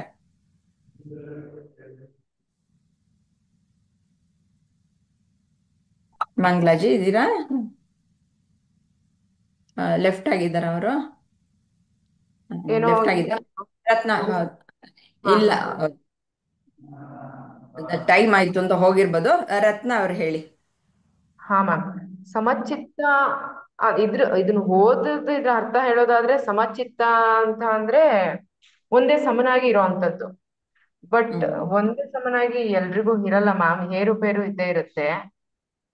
ಸಮಚಿತ್ತವಾಗಿ ಇಟ್ಕೊಳ್ಳೋರು ಅಂತ ಅಂದ್ರೆ ಆ ಈ ಈ ಋಷಿ ಮುನಿಗಳು, ತುಂಬಾ ದೇವರ ತಲ್ಲೀನರಾಗಿರೋರು, ದೇವರ ಬಗ್ಗೆ ತುಂಬಾ ಹೌದು ನಂಬಿಕೆ, ಈ ಭಗವದ್ಗೀತೆಗಳು ಇದನ್ನ ಪುರಾಣಗಳು ಪ್ರತಿಯೊಂದು ಕಲ್ತ್ಕೊಂಡಿರೋರು ಅವ್ರು ಒಂದು ಸಮಚಿತ್ತ. ಏನೋ ಒಂದ್ ಸಾವು ನೋವಾದ್ರೂ ತಲೆ ಕೆಡಿಸ್ಕೊಳ್ಳಲ್ಲ, ಅಥವಾ ಅವರಿಗೆ ಸಾವು ಬರುತ್ತೆ ಅಂದ್ರೂ ತಲೆ ಕೆಡಿಸ್ಕೊಳ್ಳಲ್ಲ, ಅಥವಾ ಯಾವುದೇ ವಸ್ತು ವ್ಯಾಮೋಹಗಳಿಗೂ ಆಸೆ ಪಡಲ್ಲ. ಒಂದು ಸಮಚಿತ್ತವಾಗಿ ಇರ್ತಾರೆ ಅವರು.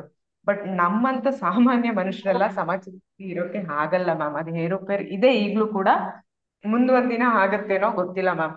ಬಟ್ ಸಮಚಿತ್ತ ಅಂತೂ ಹಾಗೇನೆ ಸಾಧ್ಯ ಇಲ್ಲ. ಅರ್ಜುನ ಬರ್ತಾ ಇರೋದು ಹಾಗೇನೆ.